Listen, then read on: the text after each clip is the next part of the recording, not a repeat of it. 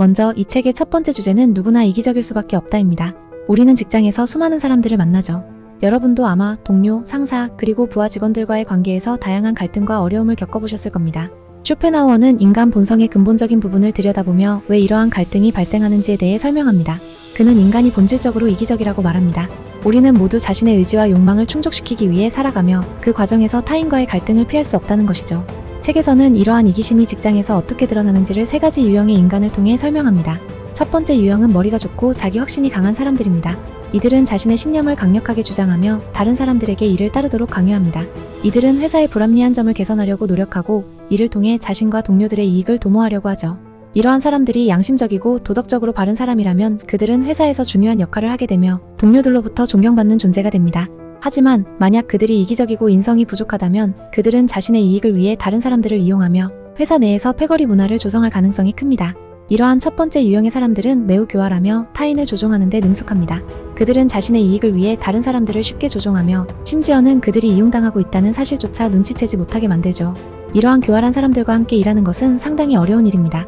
이들은 언제나 자신의 이익을 최우선으로 생각하며 타인의 감정을 고려하지 않기 때문에 동료들과의 관계에서 갈등을 피하기 어렵습니다. 두 번째 유형은 머리는 좋지만 자기 확신이 부족한 사람들입니다. 이들은 지적으로는 뛰어나지만 자신감이 부족하여 자신의 능력을 제대로 발휘하지 못합니다. 회사 측면에서는 큰 인력 손실이죠. 이들은 자신이 가진 능력을 발휘하지 못하고 주변 사람들에게 자신의 가치를 인정받지 못해 외로움을 느끼고 자책하는 경우가 많습니다.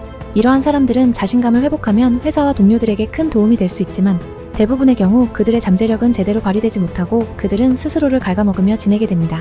쇼펜하우어는 이러한 사람들을 천재는 외롭다고 표현합니다. 그들은 세상을 보는 눈이 높아 다른 사람들이 하찮아 보이고 자신과 비슷한 수준의 사람을 찾기 어렵기 때문에 외로움을 느낀다는 것이죠. 이러한 사람들은 자신의 능력을 충분히 발휘하지 못하고 결국에는 자신을 소외시키고 자책하게 됩니다. 이는 개인뿐만 아니라 조직 전체에도 큰 손실이죠. 왜냐하면 이러한 사람들은 자신의 능력을 발휘할 수 있는 기회를 얻지 못하기 때문에 그들의 잠재력은 사라지고 말기 때문입니다.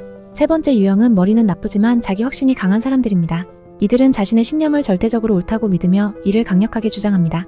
하지만 그들의 신념은 대부분 잘못된 경우가 많죠. 쇼펜하우어는 이러한 사람들을 어려서 직관을 경험하지 못하고 책으로만 개념을 배운 자라고 묘사합니다. 이들은 자신이 옳다고 믿는 것을 주변에 강요하며 다른 사람들이 자신을 따르지 않으면 분노와 증오를 드러내죠. 이들과 함께 일하는 것은 정말로 힘든 일입니다.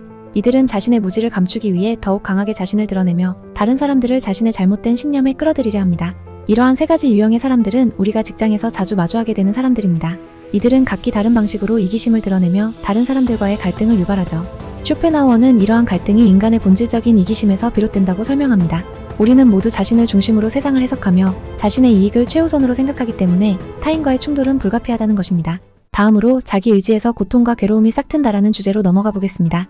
여기서는 쇼펜하우어의 철학이 조금 더 깊이 있게 다뤄집니다. 그는 인간이 자신의 의지와 욕망을 통해 세계를 해석하며 그 과정에서 고통과 괴로움을 경험하게 된다고 말합니다. 인간은 본질적으로 의지의 존재이며 이 의지는 우리가 느끼는 모든 고통과 괴로움의 근원이라는 것이죠. 쇼펜하우어는 인간이 주관과 객관으로 이루어져 있으며 주관이란 세계를 인식하는 주체라고 설명합니다. 우리가 겪는 모든 것은 개인의 주관이 담긴 표상입니다. 다시 말해 우리가 보는 세계는 우리가 주관적으로 해석한 것에 불과하다는 것이죠. 이 주관적인 해석이 바로 우리의 의지입니다. 이 의지는 인간이 겪는 모든 고통의 근원입니다. 우리가 무엇인가를 원하고 그것을 이루지 못할 때 우리는 고통을 느낍니다. 예를 들어 직장에서의 갈등이나 인간관계에서의 상처는 모두 우리의 의지가 충족되지 못했을 때 발생하는 것입니다.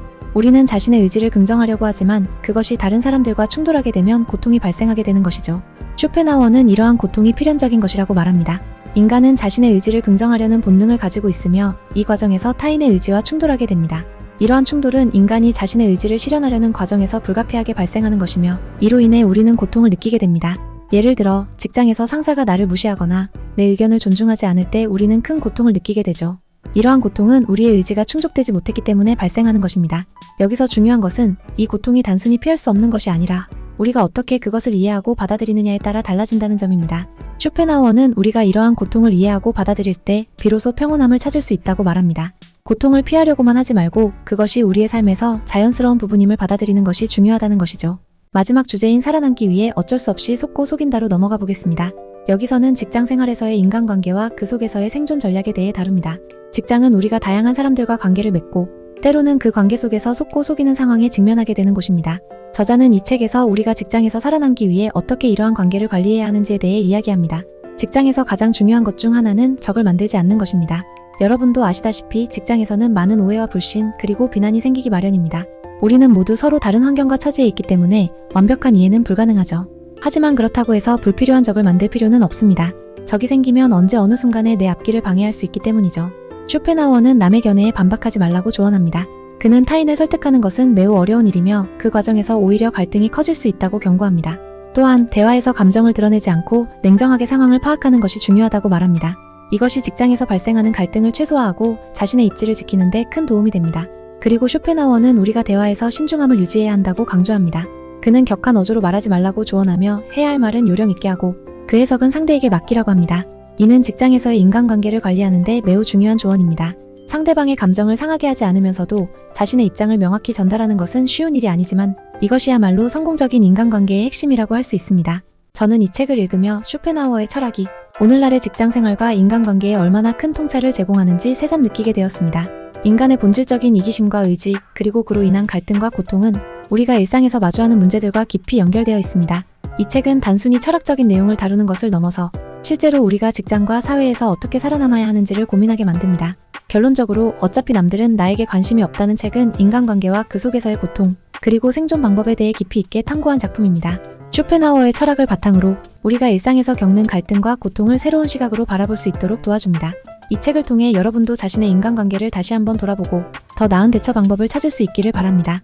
오늘 영상이 마음에 드셨다면 구독과 좋아요 부탁드립니다. 감사합니다.